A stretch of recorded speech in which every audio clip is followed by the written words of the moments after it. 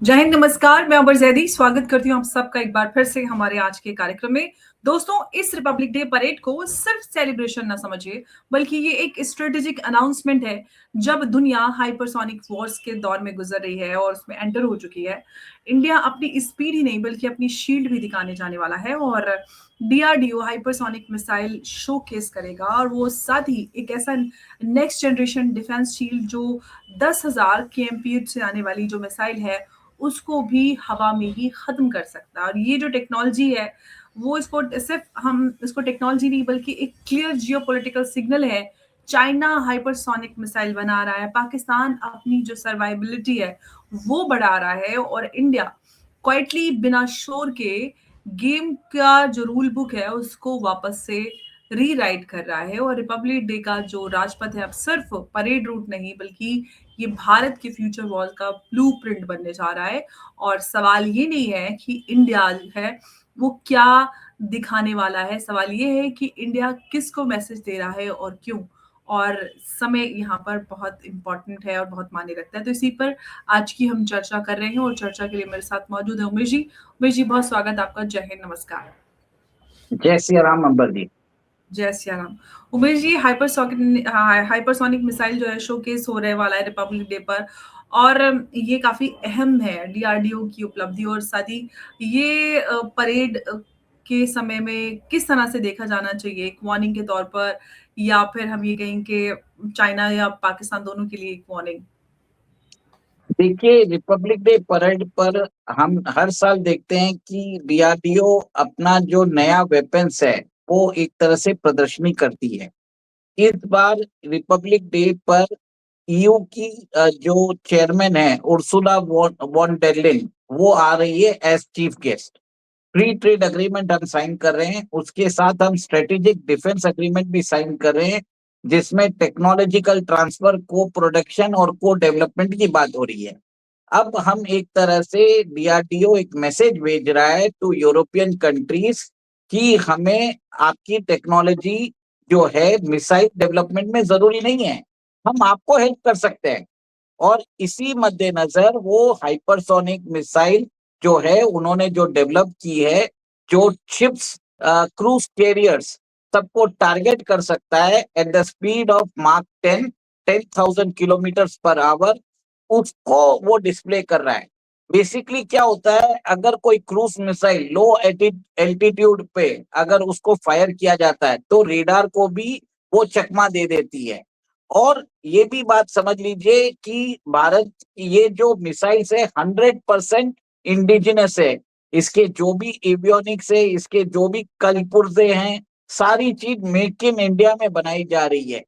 और ये मैसेज एक तरह से हम चाइना और पाकिस्तान को भी दे रहे हैं। और ऑपरेशन सिंदूर में हमने देखा कि कैसे चाइना ने जो पाकिस्तान को टेक्नोलॉजी सप्लाई की थी, टर्की ने अपने ड्रोन्स दिए थे और उन्होंने हजारों ड्रोन्स भारत के तरफ भेजे थे। जो हमारी जो आकाश की जो multi layered missile defence system है, उन्होंने सारे ड्रोन, सारी मिसाइल्स को न्यूट्रलाइज कर दिया था। और मिसाइल्स बहुत टाइप की होती है, सुपरसोनिक मिसाइल्स होती है, क्रूज मिसाइल्स होती है। पर अब क्या हो रहा है, जैसे आपने बताया है, चाइना जो है हाइपरसोनिक मिसाइल्स की बैटरी की डेवलपमेंट कर रहा है, मतलब बहुत सारी मिसाइल्स डेवलप कर रहा है हाइपरसोनिक में। जो हाइपरसोनिक ग्लाइड व्हीकल्स होता है, हाइपरसोनिक क्रूज मिसाइल्स होता है, हाइपरसोनिक बैलिस्टिक मिसाइल्स होता है, फिर होता है multiple independent re entry targeted vehicle भी होता है, जिसमें एक ही मिसाइल के अंदर जो हाइपरसोनिक स्पीड पे जाती है मल्टीपल वॉरहेड्स होते हैं। उसके लिए भी एक डीआरडीओ ने उसको इंटरसेप्ट करने के लिए इंटरसेप्टर्स बना लिया है। मतलब सोचिए कि आकाश मिसाइल डिफेंस सिस्टम जो अभी हाइपरसोनिक मिसाइल्स और उसकी जितने भी वेरिएंट्स है उसको इंटरसेप्ट नहीं कर पा रहा था, अब उनको भी इंटरसेप्ट कर सकता है। अगर कोई इनकमिंग मिसाइल आए 10,000 किलोमीटर पर आवर, उसको भी इंटरसेप्ट कर लेगा। अब सबसे बड़ी बात है कि यूरोपियन यूनियन को सबसे बड़ा खतरा होता है रशिया से। और रशिया ने अपनी ऑर्शनिक मिसाइल का प्रदर्शन किया था, जिसकी स्पीड मार्क 9, मार्क 10, मार्क 11 की तरफ है। कहीं ना कहीं ये एक तरह से यूरोपियन यूनियन को बताया जा रहा है कि आपकी जो सिक्योरिटी के अंदर जो कमियां हैं उसका भी एक तरह से वो वेपन सिस्टम जो यूरोपियन यूनियन को बचा भी सकता है from possible future Russian attack, उसके लिए भी वो प्रदर्शनी कर रहे हैं। This is a technological Marvel. मैं आपको ये बता देता हूँ, भारत ने एक ही प्रदर्शनी में मिसाइल्स भी कर रहे हैं और उसके इंटरसेप्टर्स की भी प्रदर्शनी कर रहे हैं। और किसके सामने कर रहे हैं? यूरोपियन यूनियन के सामने कर रहे हैं। और एक तरह से दुनिया के सामने मैसेज भेजा जा रहा है कि हम दोस्ती भी करेंगे, और पाकिस्तान और चाइना को एक तरह से डायरेक्टली बोल रहे हैं कि आपके हथियार को, जो आपके फ्यूचर हथियार है, उसको भी हम इंटरसेप्ट कर सकते हैं। और जी, जो चाइनीज शिप बिल्कुल। इंडियन ओशन रीजन में आती है, जो वहां पर आके जासूसी करती है भारत की, जो अगर भारत की वो एक्सक्लूसिव इकोनॉमिक जोन पे कभी बाई चांस आ जाए, तो भारत ने वो भी डेमोन्स्ट्रेट कर दिया है कि हम आपके शिप, आपकी सबमरीन्स, आपकी शिप्स, आपकी जितने भी कैरियर्स, फ्रिगेट्स, सबको तहस नहस कर सकते हैं। ये जी। एक तरह से चाइना को वार्निंग है कि आप अपनी औकात में रहो, हमारे वाटर्स में मत आओ, और फ्यूचर में अगर आपने पाकिस्तान को दे भी दिया तो वो वेपन्स को भी हम इंटरसेप्ट कर लेंगे। जी, उमेश जी, ये बात तो अब यहाँ पर क्लियर हो जाती है कि 10,000 केएमपीएच का जो मिसाइल है, वो इंटरसेप्ट करने वाला शील्ड, और ये हम कह सकते हैं कि भारत अब ऑफ़िशियली जो है वो उस एलीट क्लब में, इनफैक्ट ये कहना चाहिए जो एलीट मिसाइल डिफेंस क्लब है, उसमें भारत ऑफ़िशियली एंटर हो चुका है, जिसमें रशिया, यूएस, इज़राइल जैसे देश आते हैं। और यहाँ पर जो हम बात कर रहे हैं, जिन जिन प्रोजेक्ट्स की हम बात कर रहे हैं, ये जो हम उससे एक ये भी है कि मतलब जो चाइना का जो हाइपरसोनिक वो पूरा एडवांटेज है, उसको न्यूट्रलाइज करने की जो शक्ति है, वो भारत के पास यहाँ पर आती हुई नजर आ रही है। लेकिन अब मैं आपसे जो दूसरा सवाल करने वाली वो ये कि जो एडवांस्ड सबमरीन टेक का डिस्प्ले हम देखने वाले हैं, क्या जो भारत है वो अपना जो अंडर वाटर डिटरेंस है उसको भी अगले स्तर पर, नेक्स्ट लेवल पर ले जाने वाला है? देखिए, बहुत सारे जो वेपन्स है उसकी प्रदर्शनी होने वाली है। कहीं ना कहीं बातचीत ये भी हो रही है कि ब्रह्मोस 2 का भी एक तरह से जो प्रदर्शन है वो भी हो सकता है। अंडर वाटर जो कैपेबिलिटी है नेवीज की, उसकी भी प्रदर्शनी हो सकती है। जैसे आप समझ लीजिए मिनी पॉड्स होता है, या कोई अंडर वाटर जाने के लिए जो सूट्स होते हैं जो हेवी प्रेशर को विथस्टैंड कर सके, मिसाइल्स होती है, टॉर्पीडोज होते हैं, उन सब की भी प्रदर्शनी कर सकते हैं। तो ये एक तरह से शक्ति प्रदर्शन है एक तरह से। और चाइना को बताया जा रहा है कि हमारे पास आपके सारे मिसाइल्स के जो है जवाब है। तो ये जो प्रदर्शनी है, इसको सिर्फ भारत में नहीं, उस भारत से ज्यादा अंतरराष्ट्रीय मीडिया और हमारे दुश्मन वो देखने वाले हैं। और वो आकलन करेंगे कि भारत ने कितनी मिलिट्री कैपेसिटी और कैपेबिलिटी अचीव कर ली है।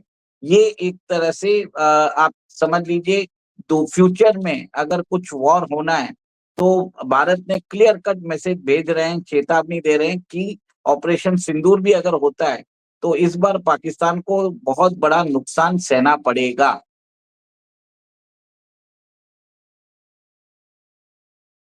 यहाँ पर एक बात और ये निकल कर आती है, जो सवाल है कि हम भारत को देख रहे हैं कि भारत जो है फुली इंडिजिनस और जो एवियोनिक्स है और जो सेंसर्स हैं, उसके तरफ जाते हुए अगर हम देखें, तो क्या ये एक आत्मनिर्भर भारत का रियल यहाँ पर ये कहेंगे प्रूव है? और ये भी कि जो क्रिटिकल टेक इम्पोर्ट्स हैं, वो भी यहाँ पर हम कह सकते हैं, या ये कहें कि डिपेंडेंसी अभी भी बनी हुई है? देखिए, जो भारत जो मेन कंपोनेंट्स होता है मिसाइल्स का, वो तो भारत ने एक तरह से मास्टर कर ही लिया है। उसके अलावा कंपोजिट अलॉयज होते हैं, फिर एक तरह से प्रिसिशन गाइडेंस जो होता है वो भी बहुत ज्यादा इंपॉर्टेंट होता है। ये सारी टेक्नोलॉजीज भारत के अंदर बनना चालू हो गई है। और ये भी देखिए कि भारत ने अभी जो अपना ये जो बैलिस्टिक मिसाइल डिफेंस जो सिस्टम डेवलप कर रहे हैं, जिसमें हाइपरसोनिक ग्लाइड व्हीकल्स जो लो एल्टीट्यूड पे चलते हैं और 10,000 किलोमीटर पर आवर की स्पीड से आ रहे हैं, हाइपरसोनिक क्रूज मिसाइल्स, और एक तरह से multiple independent re entry vehicle, मतलब एक ही मिसाइल में बहुत सारे वॉरहेड्स होंगे, मल्टीपल वॉरहेड्स होते हैं और उसमें कुछ वॉरहेड्स के अंदर कुछ वॉरहेड्स के अंदर न्यूक्लियर मिसाइल भी हो सकती है, कोई डिकॉयस भी हो सकता है। उन सब के लिए तैयारी कर रहा है भारत, और भारत ने एक तरह से दिखा दिया है कि हम आकाश जो हमारा जो लेयर्ड मिसाइल डिफेंस सिस्टम है उसको भी अपग्रेड कर रहे हैं। इसी कारण आप देखिए जो यूएई के जब राष्ट्रपति भारत आए थे, उन्होंने स्पेसिफिकली बोला है कि हमको आपके आकाश मिसाइल डिफेंस सिस्टम चाहिए। ब्राजील के जो राष्ट्रपति है वो भी अगले महीने भारत आने वाले हैं, and he is also interested in Akash ballistic missile defence system. तो ये एक तरह से प्रमाण है कि भारत का जो मिसाइल डिफेंस सिस्टम है, it is as effective as American और रशियंस और चाइनीज। मैं ये नहीं बोलूंगा कि शायद बेहतर भी हो सकते हैं, ये मेरा मानना है कि ये एक तरह से जो कैपेसिटी भारत ने अचीव की है, तो भारत का शायद missile defence system is better than Israel, it should be better than America and Russia. ये मेरा पर्सनल ओपिनियन है, कंसिडरिंग कि जब ईरान और इजराइल के बीच में वॉर हुआ था तो इजराइल के ऊपर मल्टीपल अटैक्स हुए थे और Iranian missiles were able to smash many buildings. मतलब इजराइल के अंदर बहुत सारी बिल्डिंग्स को ऊपर उन्होंने सक्सेसफुली टारगेट भी किया है, और उन्होंने क्रिटिकल बिल्डिंग्स को भी वो बचा नहीं पाए। जबकि ऑपरेशन सिंदूर में मल्टीपल हमने देखा है, मल्टीपल ड्रोन्स आए थे, मिसाइल्स आई थी, और सुपरसोनिक, और एक तरह से दिल्ली की तरफ भी एक मिसाइल आई थी जिसको हमने सिरसा में इंटरसेप्ट कर लिया था।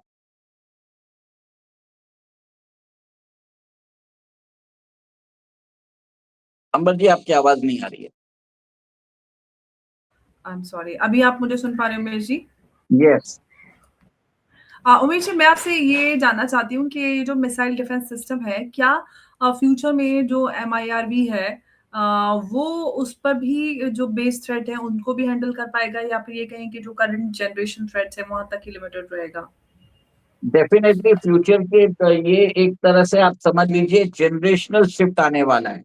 ये हाइपरसोनिक अभी हमने 10,000 किलोमीटर पर आवर का रेंज अचीव किया है।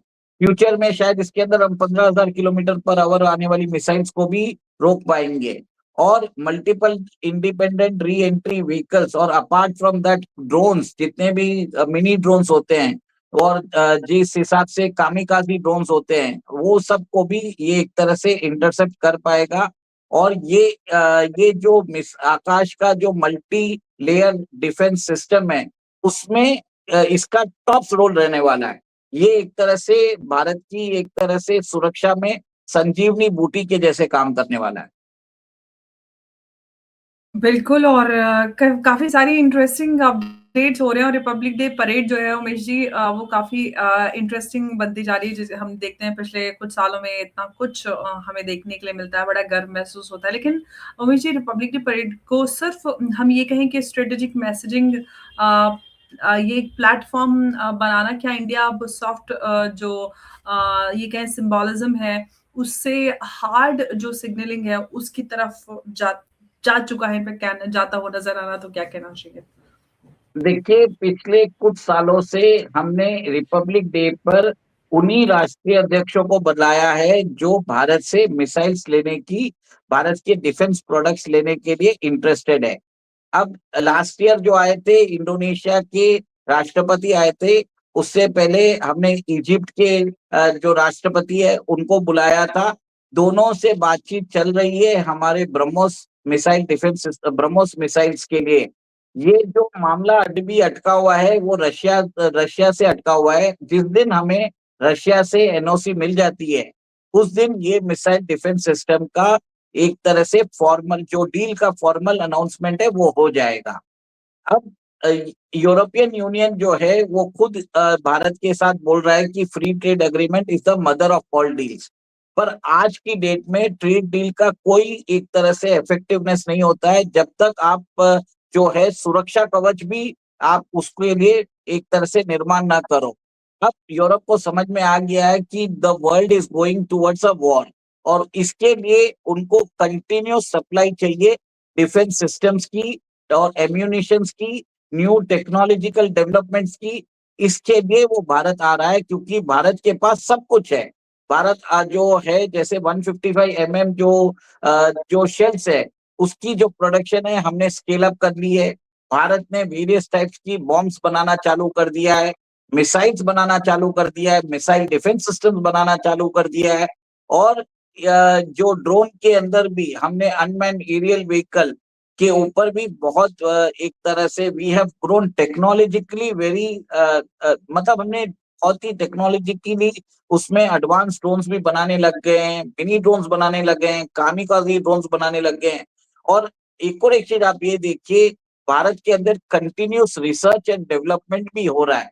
और आज के दिन आप देखिए कि एक ही टाइम पे हम मिसाइल भी डेवलप कर रहे हैं और उसका इंटरसेप्टर भी डेवलप कर रहे हैं।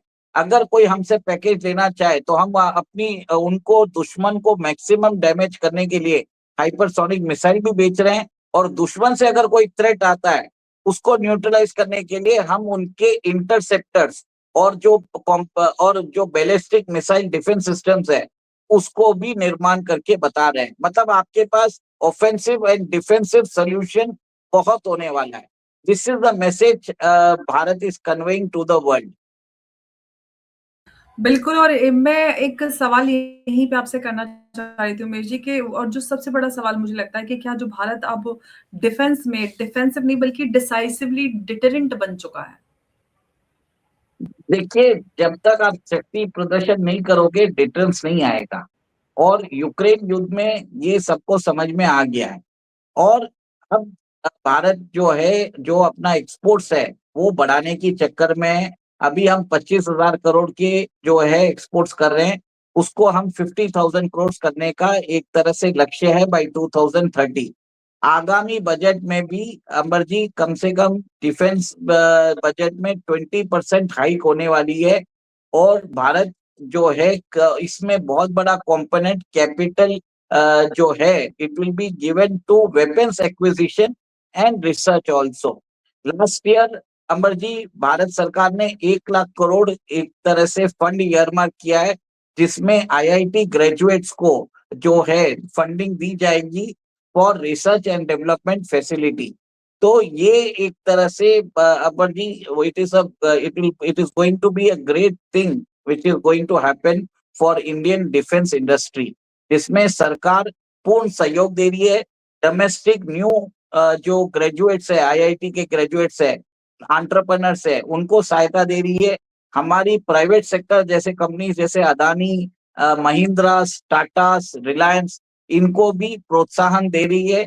हमारा जो पब्लिक सेक्टर अंडरटेकिंग्स है उनको भी पब्लिक प्राइवेट पार्टनरशिप मॉडलिंग में उनको बिड करने के लिए इनवाइट कर रही है। हमने ये भी देखा कि एमका के अंदर कितने पब्लिक प्राइवेट पार्टनरशिप बने हैं, जिसमें एक तरह से हेल्दी कॉम्पिटिशन हो रहा है, चॉइसेस बहुत मिल रहे हैं। This is a birth and new era in Indian defence. India के डिफेंस के अंदर एक नया एरा आ रहा है।